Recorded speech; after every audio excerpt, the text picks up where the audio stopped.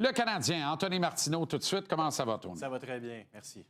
Nick Suzuki cimente sa place parmi l'élite de la Ligue nationale de hockey. Dire qu'en début de saison l'an dernier, il y en a encore sur la toile qui disaient on n'a même pas un vrai centre numéro 1. Il serait centre numéro 2 dans plus de 20 clubs de la Ligue nationale. Celle-là, je la trouvais pas pire à l'époque.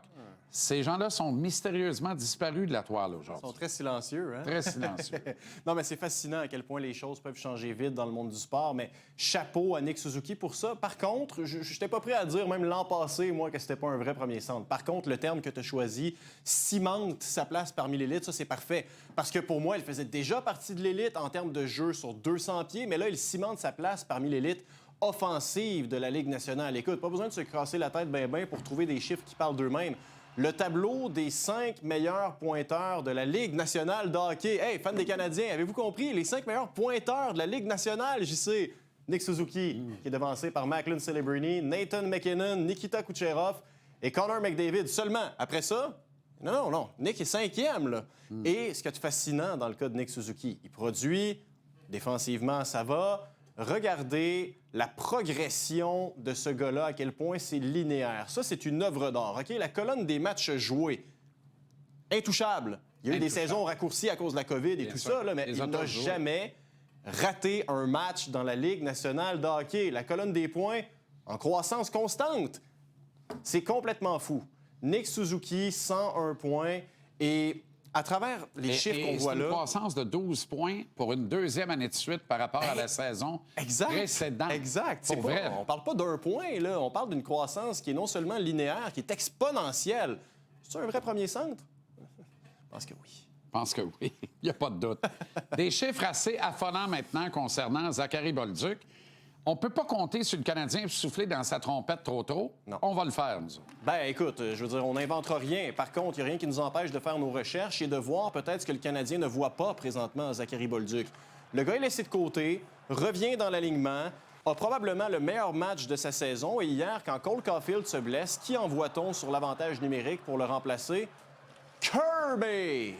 Pas Birdie, Kirby! Kirby Dach. Oui, qui avait un autre match. J'avais la berlue. Ça se peut que le coach soit trompé rien que d'un chiffre. Exact. 76, 77. Mais non, semble-t-il que non.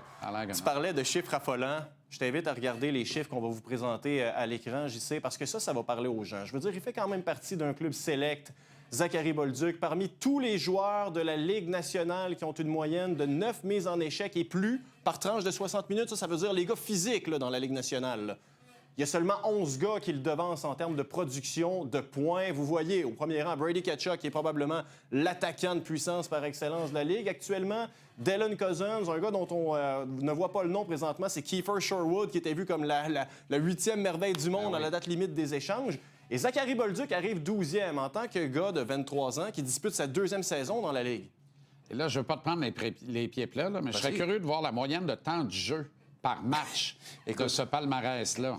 Parce que pour atteindre 9 mises en échec, en moyenne par 60 minutes jouées, Bolduc est probablement celui dans le top 12. Je pense pas de me tromper. Peut-être que je me trompe. J'ai l'impression que ça doit être celui qui joue le moins de minutes de temps moyen de jeu, de temps d'utilisation moyen par match de tout le groupe. T'es pas fou d'avancer ça parce que tu vois les noms. A.J. Greer fait figure de gars qui produit et qui frappe en même temps, mais cette saison, il bénéficie quand même de beaucoup de temps de glace. Il y a des gars comme Marchand, comme Matthew Tkachuk qui ont raté énormément de hockey. Je veux dire, il était en prolongation l'autre fois sur la patinoire, A.J. Greer. Alors, Zachary Bolduc ne joue pas énormément, mais je suis obligé de vous dire que lorsqu'on regarde le combo production offensive versus physicalité, il fait partie d'un club select. Et je vais te poser une autre question qui me trotte dans la tête, mais si on l'avait utilisé un petit peu plus avec un autre joueur de centre que Jake Evans, que je respecte beaucoup, là, mais probablement, je sais qu'il y aurait plus que 30 points, non? Non, mais ça donne du gaz aux marinaros de la Terre qui disent il ne score pas, il n'a pas scoré depuis Noël. Ben oui, mais quand tu dis ça puis que tu oublies de dire qu'il a joué avec Jake Evans depuis ce temps-là, ben je pense que tu oublies l'essentiel. C'est drôle, hier, il a joué avec Kapanen et aussi Doc qui traîne encore de la patte. Et malgré tout, il a charrié le trio, puis ils ont eu des opportunités. Je pense qu'il y a 3 chances de marquer en 2 chiffres avec Ivan Demidov cette année.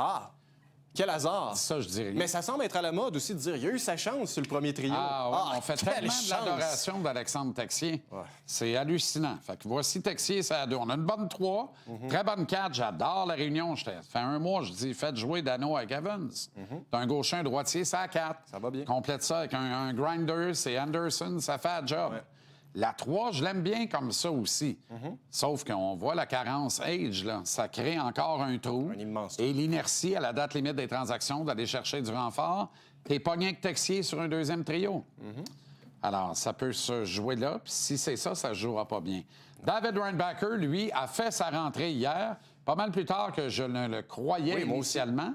Mais en gardant les choses très, très simples, il a joué un bon match, à mon avis. Absolument, absolument. Puis écoute, moi, ce que j'ai aimé dans le cas de David Reinbacher, faut pas oublier quand même, JC, qu'il disputait un 3e match en 3 soirs.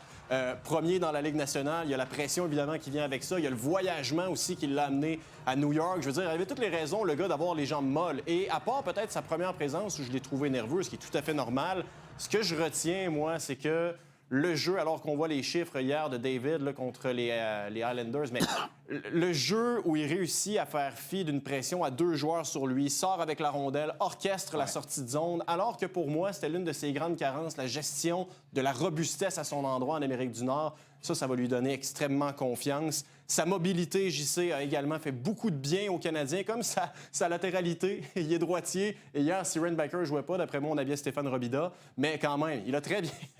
C'est pas vrai. Mais Reinbacher a très bien fait. Honnêtement, c'est un bon battant. On a tout fait pour lui voler sa passe, mais c'est bel et bien lui qui Oui, a hein? le passe. Oui. Oui, on y a pensé jusqu'à la toute fin. Bonne affaire de fête. C'est ça. Merci, Anto. Ça fait plaisir. Merci beaucoup.